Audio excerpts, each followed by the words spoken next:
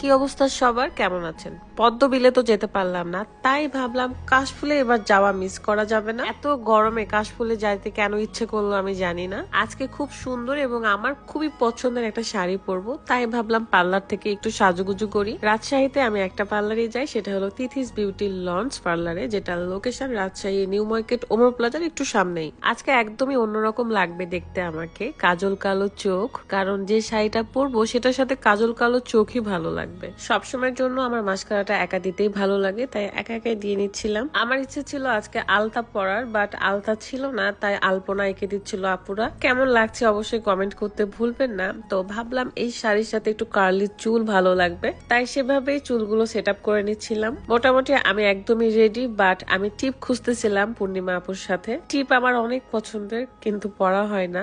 আজকে না পরলে একদমই ইনকমপ্লিট লাগতো, তাই পরেছি। দুই একটা ছবি তোলার পরে খুলে ফেলবো। বাই দা ওয়ে, এই সুন্দর শাড়িটা আপনারা পেয়ে যাচ্ছেন unique collection BD Facebook page থেকে। পেজটা কিন্তু ডেসক্রিপশনে দেওয়া থাকবে, চেক করে নিবেন। রিক্সা করে উঠতে উঠতে চলে এসেছি কাশবনে। শিক্ষা হয়ে গেছে এখানে এসে, এত গরম। চলেন একটু দেখে আসি। শরীরের বিভিন্ন জায়গার কালো দাগ দূর করতে বিউটি পার্লার এই বডি লোশনটা খুবই ভালো কাজ করে। যাদের ঘাড়ে, গলায়, হাতের কোনোই, পায়ের হাঁটুতে কালো দাগ রয়েছে, তারা প্রতিদিন ব্ল্যাক আউট বডি লোশনটি ব্যবহার করলে শরীরের কালো দাগ তো দূর হবে, সাথে স্কিনটাকে ব্রাইটও করবে। এটা your solution house Facebook page থেকে পেয়ে যাবেন। পেজটা ক্যাপশনে দেওয়া আছে, চেক করে নেবেন। Thank you.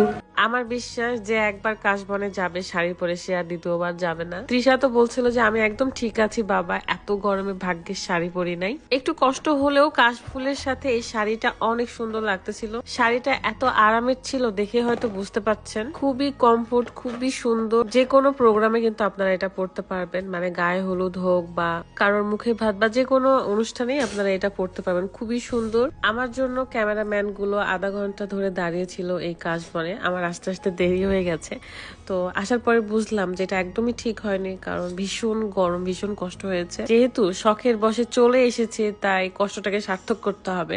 কাশফুল নিয়ে অনেকগুলো ছবি তুলেছি। একমাত্র কাশবন ছাড়া এরকম সুন্দর সুন্দর পিকচার পাওয়া সম্ভবই না। আরো কিছু পিকচার আমি ভিডিওর লাস্টে অ্যাড করে দিব।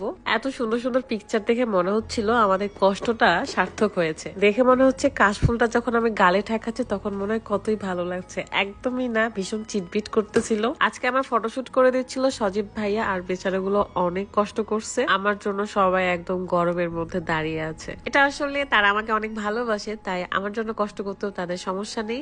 এদিকে আমি এখানে দাঁড়িয়ে আছি সিঙ্গেল কিছু পিকচার নিব দেখে, কিন্তু এই যে পেছনে দুইটা ছেলে যেন সরতেছিলই না। মেয়েদের দেখলে হয়তো বা ছেলেরা না আটকে যায়, মানে সরতে চায় না। যদিও ভাইয়া দুইটা পরে তাদের শুট শেষ করে চলে গিয়েছে। যারা রাজশাহীতে আছেন তারা যদি কাশবনে যেতে চান, অবশ্যই একটা পাখা বা ফ্যান নিয়ে যাবেন সাথে করে। এই কাশবনটা হলো 12 রাস্তার ওইদিকে, অনেক জায়গা জুড়ে এই কাশফুলটা রয়েছে। আসার সময় অবশ্যই টিস্যু, ফ্যান, পাখা এসব নিয়ে আসবেন, তাছাড়া অস্থির হয়ে যাবেন।